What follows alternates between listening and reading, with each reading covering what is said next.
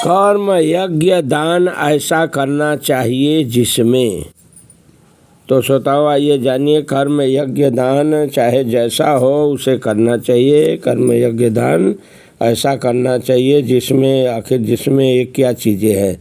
तो श्रोताओं यहाँ पर यद्यपि सारे यज्ञ शुद्ध करने वाले हैं, लेकिन मनुष्य का ऐसे कर्मों से किसी फल की इच्छा नहीं करनी चाहिए। दूसरे शब्दों में जीवन में जितने सारे यज्ञ भौतिक उन्नति के लिए हैं श्रोताओं, उनका परित्याग करना चाहिए। ध्यान देना, भौतिक उन्नति वाले यज्ञ का त्याग देना चाहिए। लेकिन जिन यज्ञों से मनुष्य का अस्तित्व शुद्ध हो और जो आध्यात्मिक स्तर तक उठने वाले हो, उसको कभी बंद नहीं करना चाहिए। जिस किसी वस्तु से का कृष्ण भावनामृत तक पहुंचा जा सके उसको प्रोत्साहन देना चाहिए। श्री भागवत में तो श्रोताओं यह भी कहा गया है कि जिस कार्य से भगवत भक्ति का लाभ हो उसे स्वीकार करना चाहिए। यही धर्म की सर्वोच्च कसौटी है श्रोताओं।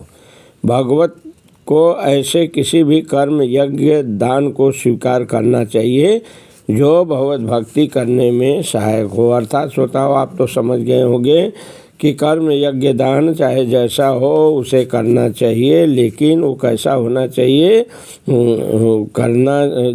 कैसा होना चाहिए, वो भगवत भक्ति करने में सहायक हो। तो यदि ऐसा कर्म यज्ञ दान हो जो बहुत भक्ति करने में सहायक हो तो उसे करना चाहिए, चाहे वो बिल्कुल जो है ठीक ठाक न हो तब भी।